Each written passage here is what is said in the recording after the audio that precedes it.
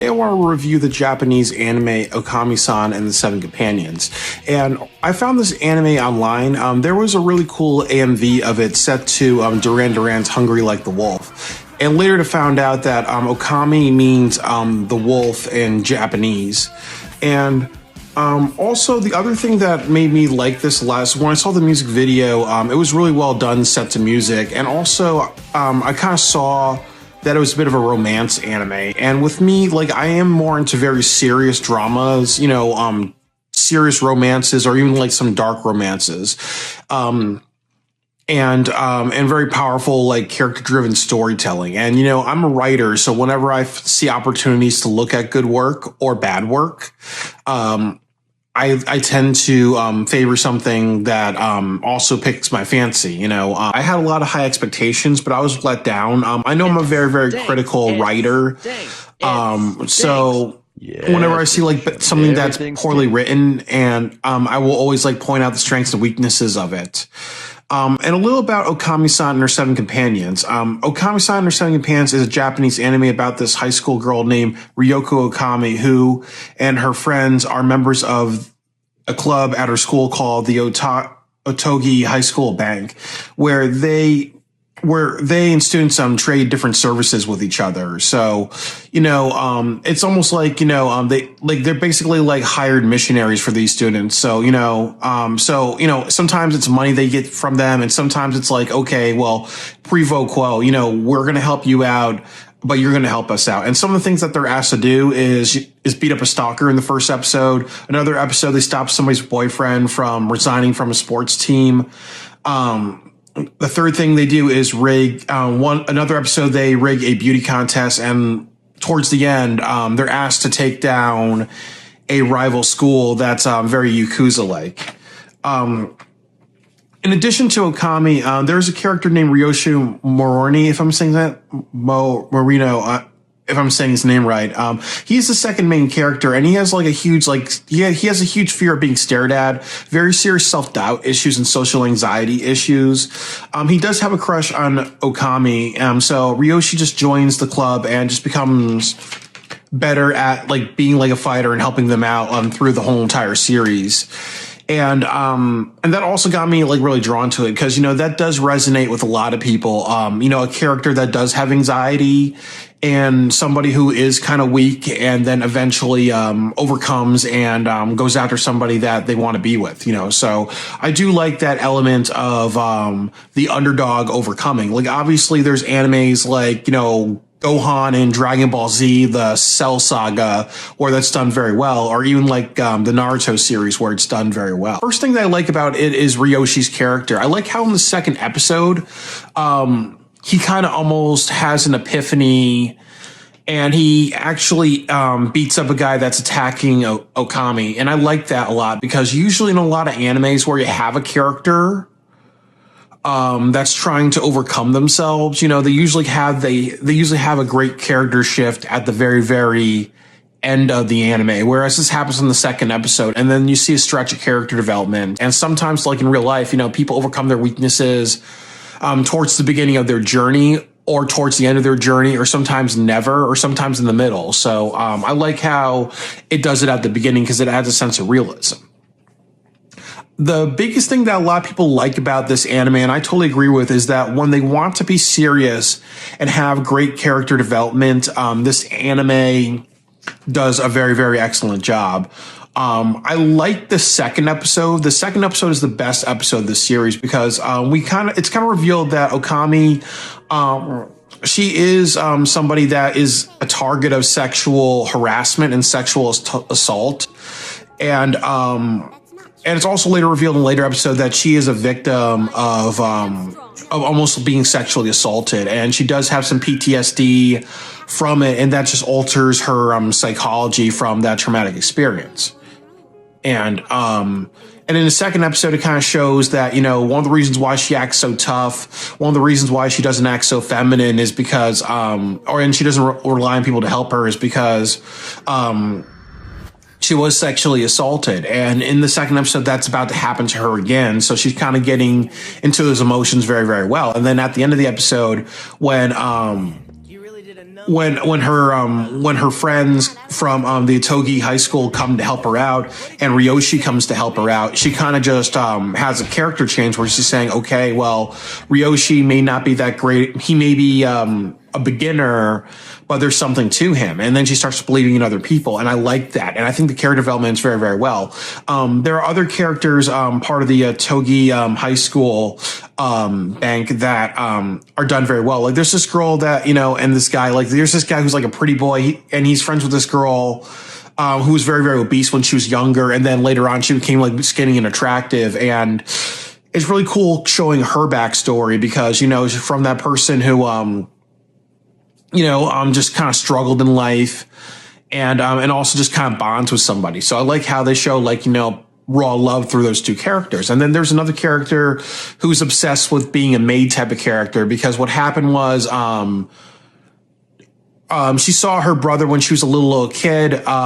She walked across the street, wasn't paying attention. Her brother jumped into traffic to protect her. He got hit by a car and then he died. And then she kind of has through her life this guilt complex of just, showing servitude to people, being a maid to people to kind of to kind of make up for that. So when they do character development in this anime is very, very powerful. Unfortunately, this anime has some very, very serious weaknesses. And unfortunately, the weaknesses are so bad that, I would even give it a C minus in my book. And I would also say that there's a lot of opportunities for this anime to be mind blowing, but they kind of really destroyed it. The first thing, and I think the most controversial thing of this anime and the most put down of this anime is the narrator. They do have a narrator in this anime that is obnoxious, tells very, very sexist and misogynist jokes. The narrator kind of mentions how Okami and her friend Red both have flat chests. And obviously this was done in 2010. In Japanese culture, perverted and sexualization of girls, that is a style of humor that's considered very funny in that culture. Obviously, me watching this in 2020, Me Too movement and everything like that in America, it's very, very cringeworthy, and it's also a very bad cliche. Can we not have an anime that just makes a joke about a girl's breasts, especially since they're in fucking high school? The other thing about the narrator is that, is that there's a lot of on the nose dialogue. So, like for example, I'm picking up a book.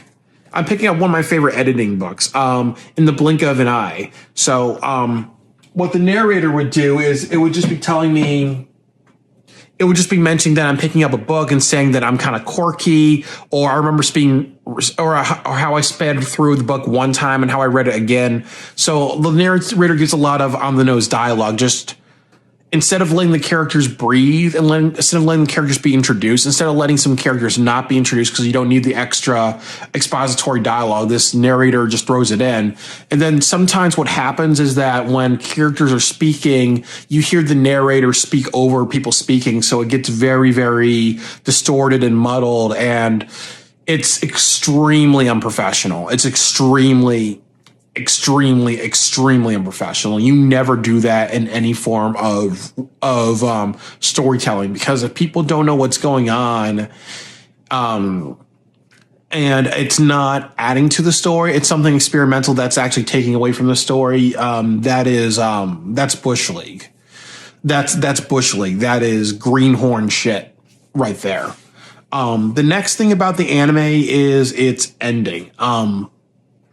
This anime is a very poorly told story. Every episode seems to be in the life of a character. The last episode is another in the life of a character. Episode 10 and 11, they kind of have like this villain character. And the villain character, it's kind of revealed that he's in charge of this other high school. I think it's like the Oni High School or something like that, where Oni means demon in Japanese. I'm just trying to look at my notes. I don't have his name, but the thing about him is that it's kind of revealed that he did say that Okami was in a former high school and she transferred over to the Itogi one. So in the former high school, she was this guy's girlfriend. He sexually assaulted her. Then it was kind of revealed that maybe other people had an opportunity to sexually assault Okami. They don't really, he says that very, very vaguely. And then also too, there was like this thing where she was kind of slut shamed, and a lot of people were saying, oh, well, I think what was implied was that she was raped or there was an attempted sexual assault on her. She cried out about it. Then people just thought that she was lying on this guy to hurt this guy's reputation. And then they also said that because she's lying, she possibly just had lots and lots of sex with him just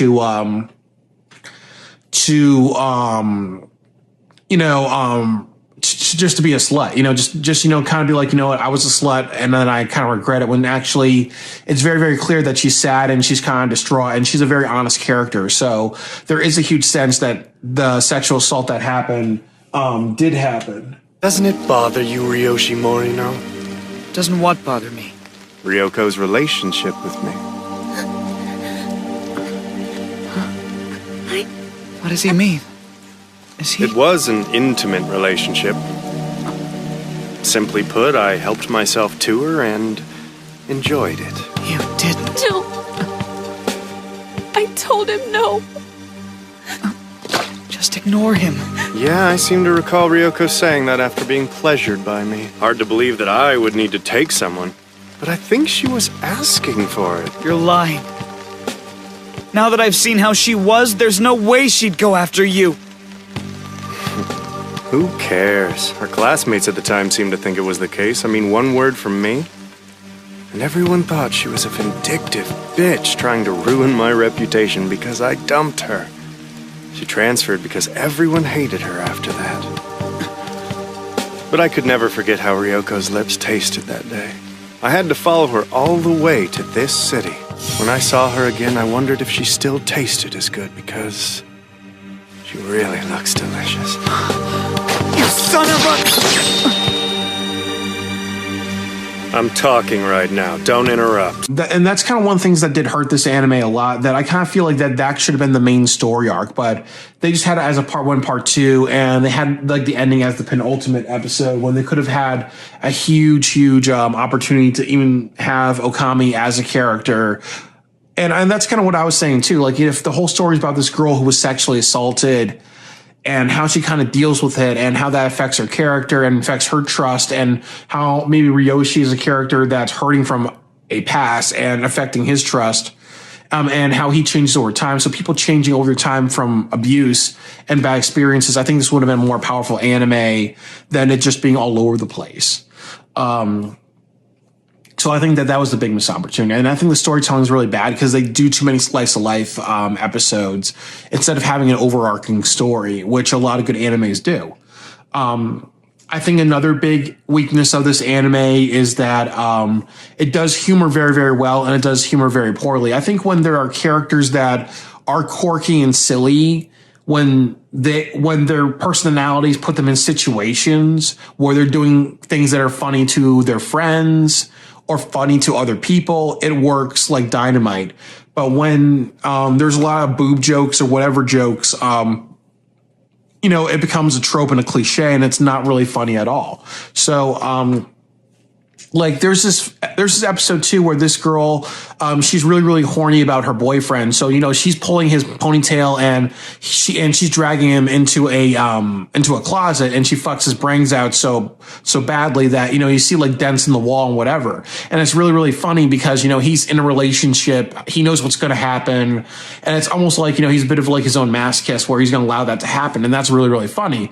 But when you make flat chested jokes, when the narrator's saying, oh, well, Ryoshi's shy again, or when he doesn't like being stared at, so he's being his old self, that's not really funny because it's already through expository dialogue, it's through an annoying narrator, and then also too, you've already made that joke before, and also there's a lot of characters in Japanese anime where it's like the cowardly, pussified man becoming the alpha male at the end, or the objectified heroine. So yeah, it's not that helpful. I really think that for writers, I think like how it handles the character's existential crisis, there's some really good material to take from this anime. But I think ultimately, this being an anime that just had a very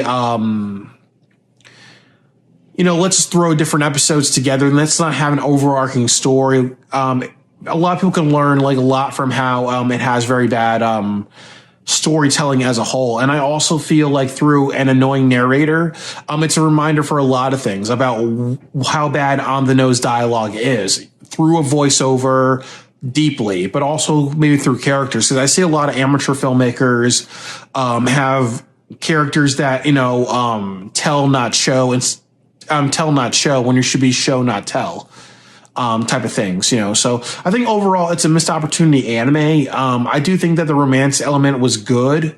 I also like the ending where they were not in love with each other completely, because that's not how all relationships work. So I really, really think that, its sense of realism works. It does have some really good comedic moments that is helpful. I think that I can feel for the characters a bit. The existentialism and the character struggle is done very, very well, but not where it should be. Very, very weak story. Possibly the worst voiceover in all of anime.